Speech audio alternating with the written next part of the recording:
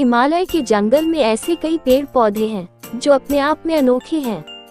ऐसे पेड़ पौधे और कहीं नहीं पाए जाते। इन पर लगने वाले फल और फूल सबसे अलग होते हैं। इन पर लगने वाले फल इतने मीठे और खुशबूदार होते हैं कि कोई भी इन्हें खाए बिना रह नहीं सकता। ऐसा ही एक पेड़ नदी किनारे था जिस पर सारे बंदर अपने राजा के साथ रहा करते थे।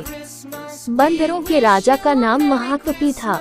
महाकपि बहुत ही समझदार और ज्ञानवान था। महाकपि का आदेश था कि उस पेड़ पर कभी कोई फल न छोड़ा जाए। जैसे ही फल पकने को होता वैसे ही वानर उसे खा लेते थे। महाकपि का मानना था कि अगर कोई पका फल टूटकर नदी के रास्ते किसी मनुष्य तक पहुंचा तो ये उनके लिए बहुत हानिकारक हो सकता है। सभी वानर महाकपि की इस बात से सहमत थे और उनकी आज्ञा का पालन करते थे। लेकिन एक दिन एक पका फल नदी में जा गिरा जो पत्तियों के बीच छुपा हुआ था। वो फल नदी में बहकर एक जगह पहुंच गया जहां एक राजा अपनी रानियों के साथ घूम रहा था। फल की खुशबू इतनी अच्छी थी कि आनंदित होकर रानियों ने अपनी आंखें बंद कर ली।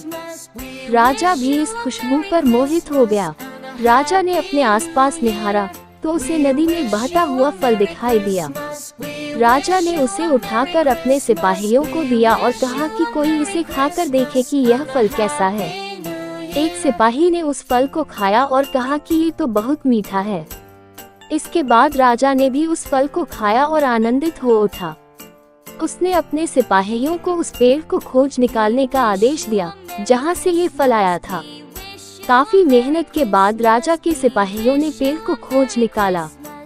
उन्हें नदी किनारे वो सुंदर पेड़ नजर आ गया। उस पर बहुत सारे वानर बैठे हुए थे। सिपाहियों को ये बात पसंद नहीं आई और उन्होंने वानरों को एक एक करके मारना शुरू कर दिया। वानरों को घायल देखकर महाकपि ने समझदारी से काम लिया। उसने एक बांस का डंडा पेड़ और पहाड़ी के बीच पुल की तरह लगा दिया।